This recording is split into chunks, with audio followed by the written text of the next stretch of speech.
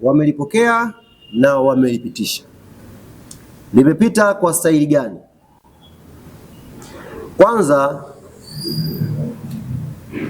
alikuwa anakuja maombi pale kwa sasa tufanyeni tutoe viingilio eneo la mzunguko tu, alafu huku VIP huku watu wanunue tiketi kama kawaida. Lakini baada ya mchakato huu na tathmini iliyofanyika, ikagundulika watu hawa ambao wananunuaga viingilio kwa maana VIP wanakuaga wahanga wakubwa, kwa sababu unashatoa hela yako, unafika pale unashindwa kwenda kwenye nafasi yako vizuri, na taratibu za kuingia pia zinakuwa changamoto wakati mwingine. Kwa hiyo ambacho uongozi wa klabu ya Young Africans umekubaliana, mechi hii ya Jumamosi Benjamin Mkapa dhidi ya Silver Strike, mechi hii ya maamuzi ya kuipeleka Young Africans kwenye hatua ya makundi ya CAF Champions League msimu huu, mechi hii imeondolewa viingilio majukwaa yote isipokuwa jukwaa la VIP A na jukwaa la VIP B limekuwa reserved kwa wageni ambao wataalikwa. Kwa mfano, tunao wanachama wetu ambao wao wanalipa ile huduma ya Black Card shilingi milioni 1. Hawa wamepewa kipaumbele, wataketi jukwaa la VIP A. Lakini pia kuna wageni waalikwa mbalimbali ambao majukwaa hayo yamekuwa reserved. Kwa hiyo Jumamosi unapoamka nyumbani ukaja Benjamin Mkapa, jua maeneo yote unaruhusiwa kwenda kuketi, isipokuwa jukwaa la VIP A na jukwaa la VIP B. Lakini maeneo mengine yote, Wanayanga mwenzangu, unaruhusiwa kwenda kuketi. Ni ombi ambalo mmelileta kwa uongozi wa Young African Sports Club, na nikiri lilikuwa ombi gumu kweli kupita. Lilikuwa ombi gumu kweli kupita kwa sababu viongozi wana mahitaji mengi kweli sasa hivi ya kufanya. Lakini kipaumbele ambao tuko nacho sasa hivi, kipaumbele ni group stage. Ndio kipaumbele cha Yanga. Hakuna kitu kingine kwenye vichwa vyetu isipokuwa hatua ya makundi ya CAF Champions League. Kwa hiyo ombi lilikuwa gumu, lakini kwa upekee wake viongozi wameweza kucompromise vitu vyote kwa ajili yetu sisi wanachama na mashabiki wa klabu yetu ya Young Africans. Sasa basi, baada ya ombi hili kukubaliwa, ndipo ninapokwenda kwenye ajenda yangu ya 4 na ajenda yangu ya mwisho kwa siku ya leo. Tumesema hii mechi tumeiomba sisi mashabiki. Hii mechi tumeiomba sisi wanachama wa Young African Sports Club. Na tumetoa ahadi kwa viongozi wetu. Namba 1, tutakwenda kuujaza uwanja wa Benjamin Mkapa. Namba 2, tutakwenda kushangilia timu yetu dakika ya kwanza mpaka ya mwisho. Namba 3, wanachama na mashabiki wametoa ahadi wanakwenda kuipeleka timu yetu kwenye hatua ya makundi. Hapa matatu ni muhimu sana ndugu zanguni, tukakumbushana kia anapoitwa leo. La kwanza, tumetoa ahadi kwa viongozi, tufungulieni hayo mageti tuje tujae huko ndani. Namba 2, tunakuja kutengeneza hamasa, tunakuja kuwaamsha wachezaji wetu, tunakuja kutengeneza vibe ambalo halijawahi kutokea Benjamin Mkapa.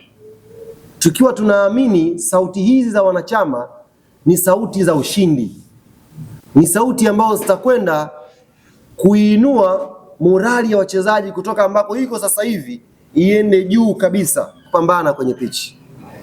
Lakini la 3, tumeahidi tunakwenda kuipeleka timu yetu kwenye hatua ya makundi.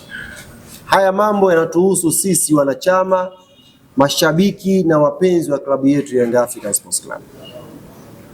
Naomba nisisitize hapa, ombi hili limeombwa na wanayanga kwa viongozi wa Yanga, na viongozi wa Yanga wameruhusu ombi hili kwa wanayanga. Sasa wewe ambaye sio mwana Yanga, ukajiinua nyumbani ukaja Benjamin Mkapa na dhamira zako hovyo hovyo na mipango yako hovyo hovyo, tutalaumiana. Naomba nirudie vizuri hapa. Kama unakuja wewe sio mwana Yanga, unataka kuja uwanjani, njoo utulie tu uangalie game. Njoo utulie uangalie game, hamna anayezuiliwa. Lakini ukajitoa nyumbani ukaja Benjamin Mkapa ukawa na dhamira ya hovyo ya kufanya chochote kibaya kwa ajili ya timu yetu, tutaishi na wewe. Na sisi kugundua dakika moja tu, kwa sababu wana Yanga tunajuana.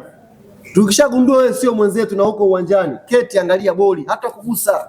Sisi hatunaga vurugu, sisi hatunaga fujo kwenye mechi zetu.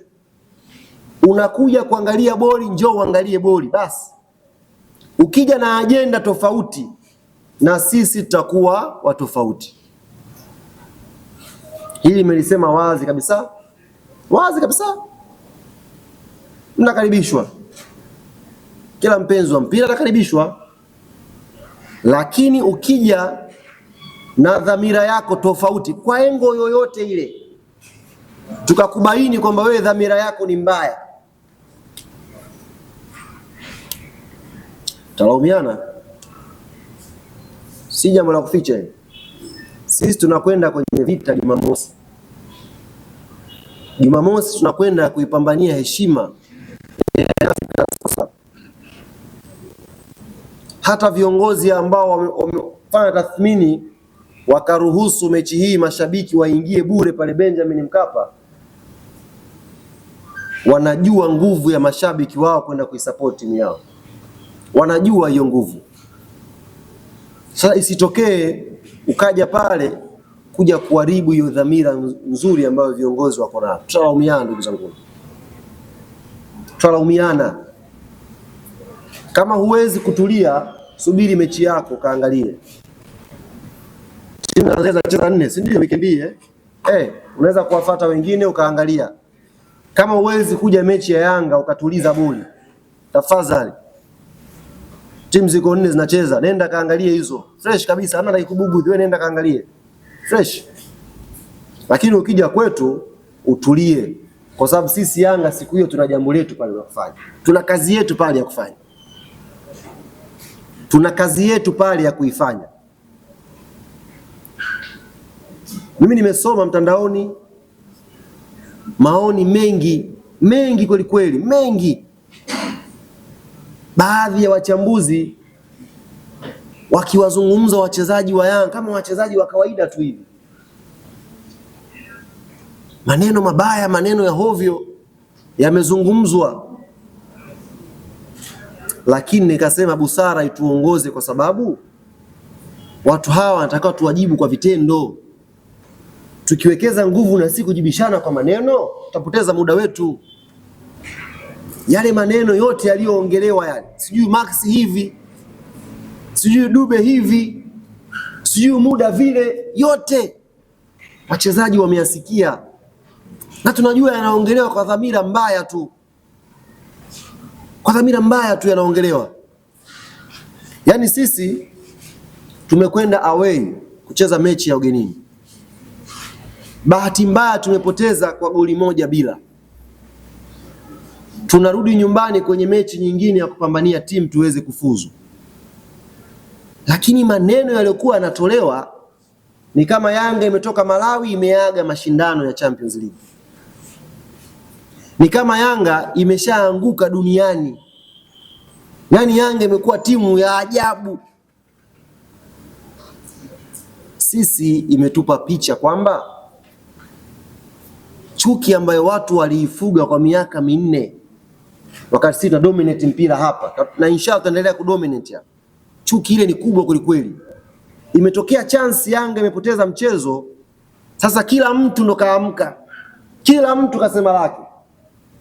Yaani kwenye mechi moja ambayo tumefungwa na Silva, Engineer kasemwa, Arafati kasemwa, wajumbe wamesemwa, Diara kasemwa, Pacome kasemwa mechi hiyo moja, goli hilo moja, mechi moja, goli moja. Roho mbaya tu, ni roho mbaya tu ndio zinawaongoza. Sasa sisi tukasema hawa tusiwajibu kwa maneno, acha wachezaji waichukue hiyo, ikae hapa kwenye kifua, ikae hapa, alafu wao wakajibu kwa vitendo. Yaani wewe mtu aanze timu ya taifa ya Ivory Coast, uone mchezaji wa kawaida. Wewe si majununi wewe, unakuwa tu na nini wewe tu unakosa makopo. Majununi tu wewe. Tumesikia yote na yamehifadhiwa hapa. Insha Allah Jumamosi, insha Allah Jumamosi majibu yatapatikana Benjamin Mkapa. Yote yamehifadhiwa hapa. Sisi wakubwa tuna kifua cha kustahimili. Hii klabu kubwa, klabu hii ina zaidi ya miaka 90 sasa hivi, ina uwezo wa kustahimili mambo. Tunajua haya yanaongelewa yana maana, haya hayana maana, haya ni chuki, haya ni roho mbaya, haya yana mawazo. Tunajua kufanya upembuzi wetu. Mengi hapa yameongelewa roho mbaya tu, roho mbaya tu. Yaani kama Yanga ishatolewa hivi. Mimi niwaambie ndugu zangu wana Yanga, na hii ni muhimu sana tuelewane. Tunakwenda kucheza mechi Jumamosi na wa Malawi, Silver Striker. Silver wanaotuombea mabaya sio hao wa Malawi. Nataka niwaambie sasa. Wanaotuombea mabaya wengine tunakula nao mchana humu. Humu tupo nao. Tusicheke na mtu. Muda huu sio rafiki. Huu sio muda wa kuentertain mtu. Huu ni muda wa kukumbuka kwamba wewe ulipata bahati.